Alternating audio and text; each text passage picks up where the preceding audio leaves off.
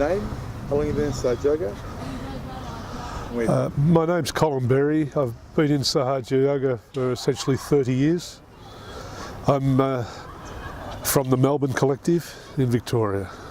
Colin, starting, can you tell us what your spiritual aspirations were to come on this India tour? On the previous tour to India and Nepal, I had an experience of the real collective gains that's happening for everybody within the Music of Joy group, but also the connection with the Nepalese people and the Indian people. I was very inspired by the love shown to us and the care, and I resolved on getting home from the last tour that if it ever happened again, I was going to be involved. So I said to Chris, long before anything else was announced, if it happens again, make sure I'm on it. So to come on the tour, you have to work out the leave, you've got to take money, you've got to leave the country, leave your family. So it's a big undertaking. Why do you do it? We're in a unique situation as Sahaja Yogis, and I had desired that my wife would come with me as well, but circumstances were such that she wasn't able to make the trip this time. But in essence, the big growth event for me was recognising that in my life there's nothing else but Sri Mataji. So doing the work of Sahaja Yoga, doing the work for Sri Mataji, and being able to participate in collective events like this is basically what I feel is all that matters. I'm not really that interested in pursuing any other direction. So to the yogis watching this video, and with all the developments in Sahaja Yoga over the last few years, some would say challenging, what's the relevance of coming on a tour like this in that context? It's an interesting one, and it's difficult to predict that everybody would have the same conclusions from it, but the real value for me is the overview that's created. You get to see Sahaja Yoga in the big picture, the way Sri Mataji was trying to communicate it to us, so that the petty issues of day-to-day life are fairly meaningless, and it's very easy to get bogged down in the detail and lose sight of what we're really here for. And the previous tour, India tour in particular, and this one so far, make me feel very confident for the future that the potential exists for unification of all the Sahaja Yogis. I spent a couple of weeks at the Sahaja Yoga Health and Research Centre in Greater Noida before coming here, and each day we have a shoe beat session, and one of the great doctors there, Dr. Bera, asked, do we have any personal issues to shoe beat? And I suggested to him, or I asked him if we could shoe beat the division in the Sahaja Yoga collectives. And he thought about it for a moment. He said, no, we'll shoe beat the things that divide Sahaja, no, I've lost the plot.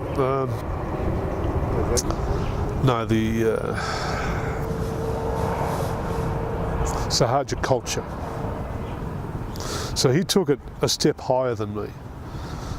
It's not just collectives, it's the whole culture that is under threat by the divisive ideas that are going on. And so we all have to strive to go beyond the pettiness that exists and recognise that the real value in Sahaja Yoga is recognising the love of Sri Mataji for us all, and our love for her, and our love for each other.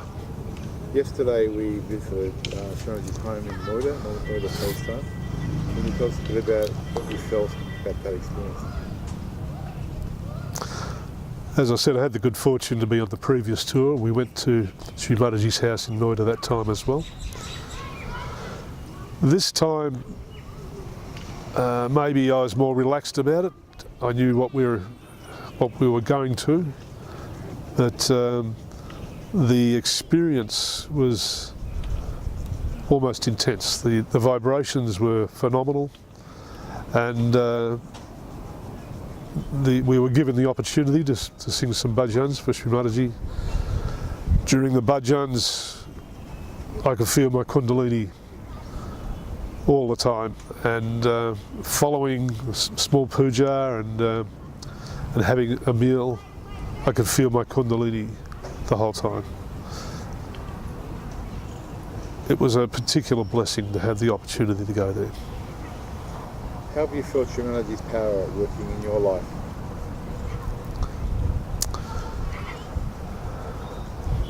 I think it's a very interesting question to ask, because you can be in Sahaja Yoga for quite a long time, and what you think, the answer you would give to that after 5 years, 10 years, 20 years, 30 years will be different each time.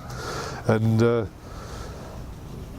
advantage in having been in Sahaja Yoga this long has brought me to a fairly simple conclusion about Sahaja Yoga. And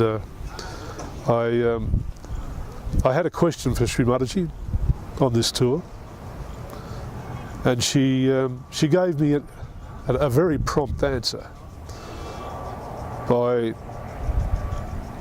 a couple of very close yogis demonstrating their complete surrender to Shrimaji in front of me. I was deeply inspired by it and realised the answer to my question was total surrender. So far on the tour, we've been going for a week now. How have you felt you've been a witness to the power of Shrimaji at work on the tour?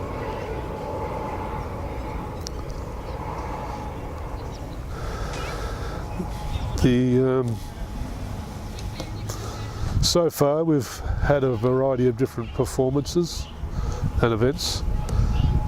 However, the Gwalior program has been a highlight so far. It doesn't fit the normal perspective of what we think everything should be. We're all very tired. We arrived late. We had to get on the stage fairly quickly, and things didn't feel very well organised. John was not feeling fantastic. A lot of the singers weren't feeling fantastic, and it started off a little bit rough, but the vibrations were phenomenal, and the vibrations stayed through the whole performance. Everybody got up and danced, everybody had a fantastic time. And so the quality of the vibrations made that program a huge success, and everybody enjoyed themselves. And as the night went on, the music got better, everything got better. It's probably the best event I've ever been to. When you look at a crowd of 4,000 people who have come to learn about Sahaja Yoga, it's a special event. There's not many venues in Australia where we see that sort of crowd, or anywhere else. Is there anything you'd like to say that you haven't had a chance to say so far?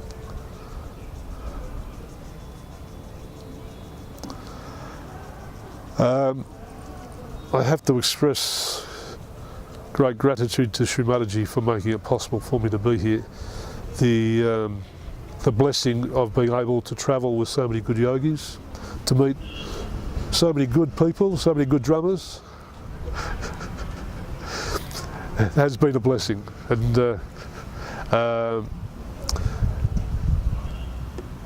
the experience is a I feel like a milestone for me, and I hope to be able to continue to grow as a consequence of this.